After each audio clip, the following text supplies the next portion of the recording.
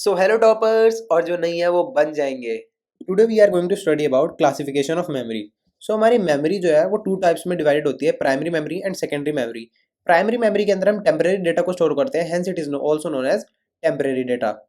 और यहाँ पर हम सेकेंडरी जो मेमोरी होती है उसके अंदर हम अपना परमानेंट डेटा को स्टोर करते हैं, इसीलिए हम इसको सेकेंडरी मेमोरी भी बोलते हैं। सेकेंडरी मेमोरी हमारी टू टाइप्स में डिवाइडेड होती है फर्दर, ऑप्टिकल एंड मैग्नेटिक। और हमारी जो प्राइमरी मेमोरी है वो बेसिकली टू टाइप्स की होती है, RAM and ROM. RAM stands for random access memory, ROM stands for read only memory. RAM is further divided into two categories, SRAM and DRAM. SRAM stands for static random access memory and DRAM stands for dynamic random access memory. Now we come to ROM. ROM further divided into three parts, PROM, EPROM and EEPROM. PROM stands for programmable read only memory, EPROM stands for erasable programmable read only memory and EEPROM stands for electrically erasable and programmable read only memory. Now we come to what is memory. So memory के अंदर हमारे कुछ blocks होते हैं, उन blocks के अंदर हम कुछ बिट्स स्टोर करते हैं जो कि एक यूनिक एड्रेसेस होती है। ये किसी भी टाइप का वर्ड हो सकता है और ये इसकी लेंथ जो है वो वेरी कर सकती है 16, 24, 32 एंड 64 सो ऑन बिट्स पे। जब हम बात करते हैं टाइप्स ऑफ मेन मेमोरी, तो मेन मेमोरी अभी हमने फ्लो चार्ट में देखा भी था कि मेन मेमोरी हमारी टू टाइप्स में डिवाइडेड है, प्राइमरी एंड सेकेंडरी। और अब हम मेन मेमोरी को ही प्राइमरी मेमोरी भी बोलते हैं। इस बात का ध्यान रखेंगे कि मेन मेमोरी को भी प्राइमरी मेमोरी भी बोला जाता है।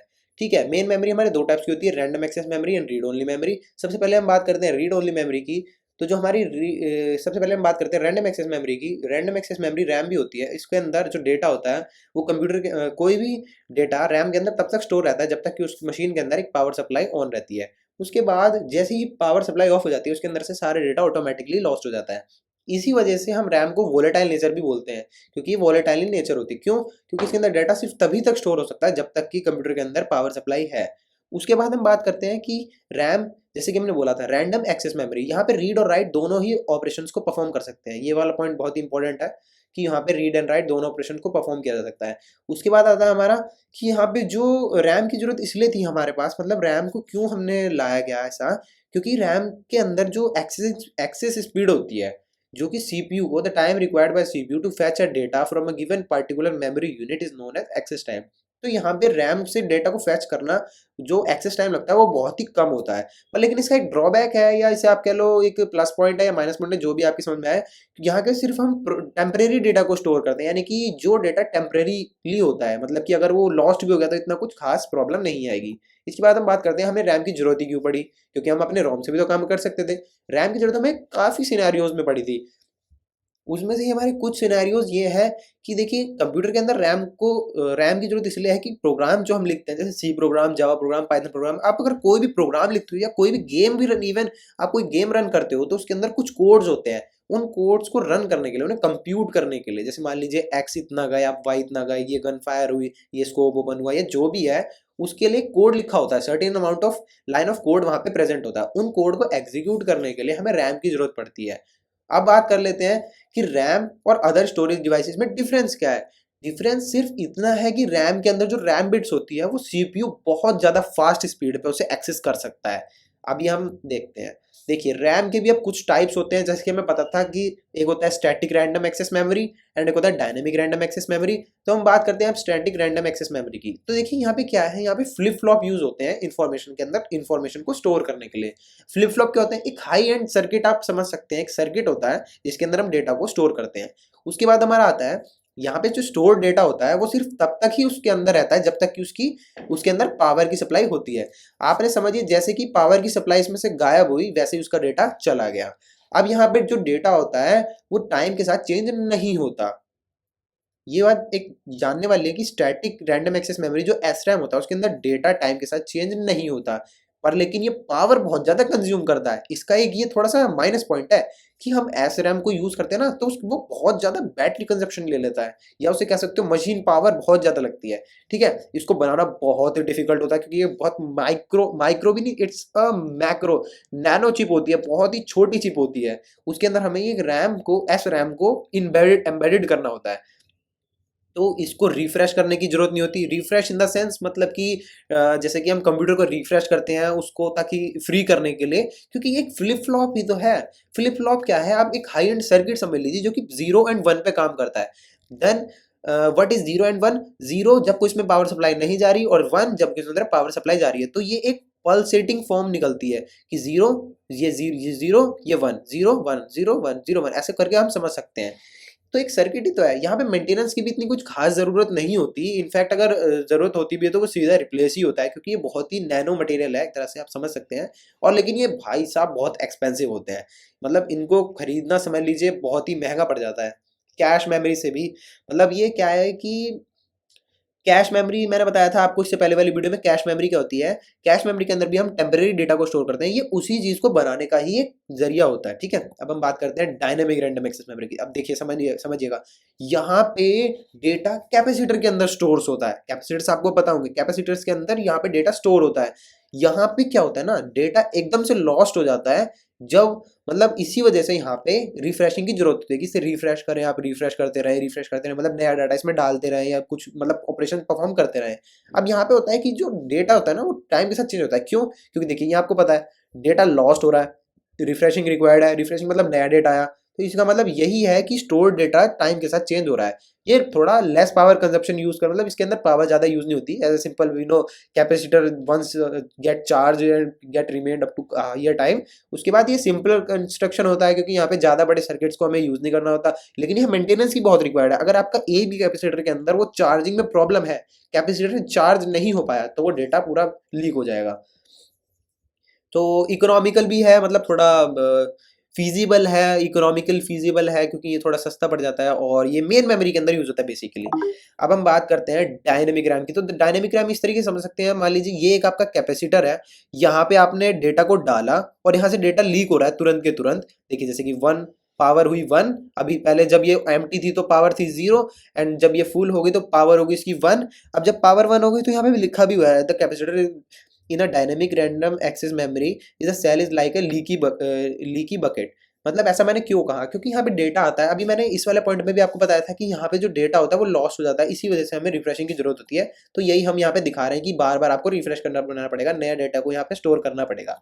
ठीक है, डी रैम और एस रैम के अंदर मैं आपको लिटरली बता रहा हूँ, ये क्वेश्चन एग्जाम्स में बहुत ज्यादा पूछे जाने वाला टॉपिक है, इसको आप बिल्कुल मत छोड़िएगा। ये है comparison between static and dynamic random access memory cells. ठीक है, अब हम बात करते हैं पहला क्या होता है। ये कि जैसे हमें पता है कि स्टैटिक रैम में डेटा तभी तक ही स्टोर होता है जब तक कि उसके अंदर पावर होती है, और डायनेमिक रैम जो होता है उसके अंदर डेटा लॉस्ट होता रहता है जब पर इसमें रिफ्रेशिंग की जरूरत होती है। यहाँ पे डेटा टाइम के साथ चेंज नहीं होता, लेकिन यहाँ पे डेटा टाइम के साथ चेंज हो जाता है। यहाँ पे पावर ज्यादा कंज्यूम होते हैं, यहाँ पे पावर कम कंज्यूम होती है। ये एक्सपेंसिव होते हैं, ये थोड़े इकोनॉमिकल होते हैं।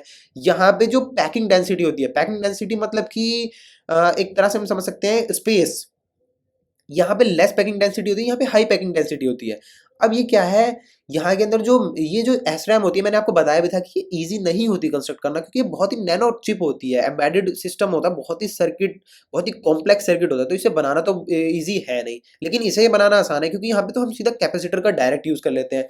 यहाँ पे रिफ्रेशिंग की जरूरत नहीं होती और इजी ऑपरेशन होता है। यहाँ पे तो हमें रिफ्रेशिंग की जरूरत होती है विद एडिशनल मेमोरी। ये पॉइंट नोटिस करने वाला है, यहाँ पे हमें एडिशनल मेमोरी की भी जरूरत पड़ती है, जिसकी वजह से थोड़ा ऑपरेशन कॉम्प्लिकेटेड हो जाता है। यहाँ पे मेंटेनेंस की कोई जरूरत नहीं, और यहाँ पे मेंटेनेंस की बहुत ज्यादा जरूरत है। जैसे कि हमें पता है मेंटेनेंस, मैंने से क्यों कहा मेंटेनेंस, मैंने इसलिए कहा क्योंकि जो मेंटेनेंस होती है ना, यहाँ पे मेंटेनेंस इन द सेंस, अगर आपका एक भी कैपेसिटर खराब हुआ तो आपको दोबारा उसे रिप्लेस ही करना पड़ेगा।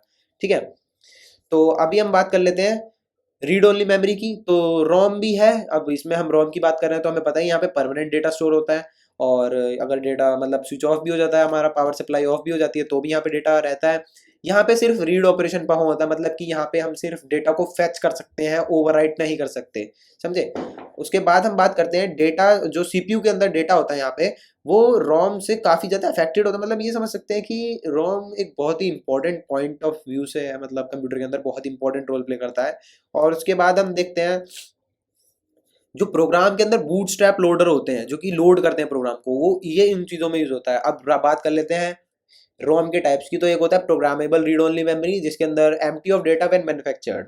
जब इसके अंदर कोई डेटा, जब ये मतलब इसका मतलब क्या हुआ, जैसे कि मान लीजिए यूजर नेम होता है, जैसे हमारा लैपटॉप आता है और यूजर नेम उसमें आप सबसे पहले तो एम्प्टी ही आता है या एडमिन लिखा हुआ आता है, वो एम्प्टी डेटा आप मान के चल सकते हैं कि इसमें आप डेटा को स्टोर करें, अपनी एज वगैरह जो भी डालनी है आप अपने सिस्टम को बता सकते हैं।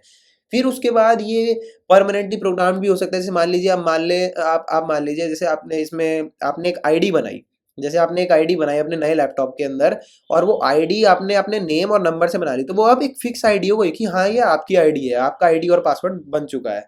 तो प्रोग्रामेबल हो गई, मतलब कि एक बार आपने डाला और वो फिक्स हो गई।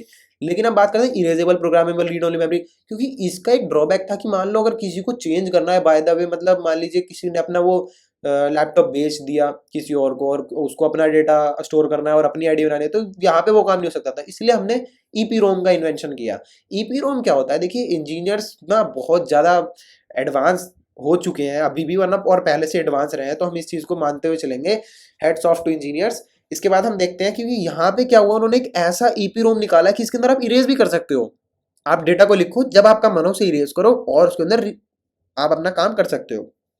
डेटा को इरेज करा, कोई दिक्कत नहीं आई। उसके बाद आपने अच्छा, डेटा को इरेज कैसे करा, अब ये भी तो बात है यार, डेटा वैसे कोई हवा में की चीज़ तो है नहीं, तो डेटा को हमने यूवी लाइट, एक अल्ट्रा वॉयलेट लाइट होती है, एक बहुत ही शाइनिंग लाइट होती है, यूवी रे होती है, हाई इंटेंसिटी लाइट है, वो इसको रिमूव करने के लिए, डेटा को रिमूव करने के लिए यूज होती है। यहाँ पे मैंने लिखा भी हुआ है अल्ट्रा वॉयलेट रे, ठीक है।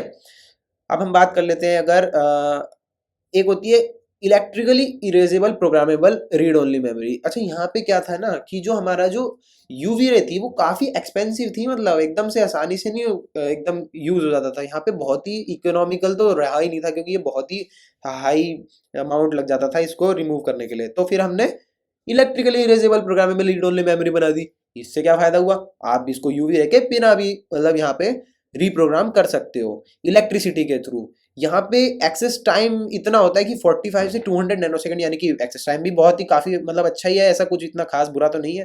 तो हम इसे अच्छी कैटेगरी में ही लेते हैं। और हम ये मानते हैं ये काफ़ी काफ़ी स्पेशल मशीन्स होती हैं, उनके अंदर भी यूज़ होता है, मतलब हाई एंड डिवाइसेज जो होते हैं उनके अंदर ये यूज़ होता है। अच्छा, एक फ्लैश रोम होती है, ये एक तरह से सिमिलर होती है, ये electrically erasable programmable read only memory की तरह बहुत काफ़ी हद तक सिमिलर है। मतलब कि ये कुछ अपग्रेडेड वर्जन है, काफ़ी हल्का सा अपग्रेडेड वर्जन है, इसमें मतलब ज़्यादा कुछ ऐसा नहीं है कि बहुत कुछ अलग है। तो यही बात थी। ओके ओके गाइज, अगर किसी को कोई भी डाउट आता है तो कृपया इस पे मतलब let me know in the comment section. और तब तक के लिए थैंक यू, गुड बाय।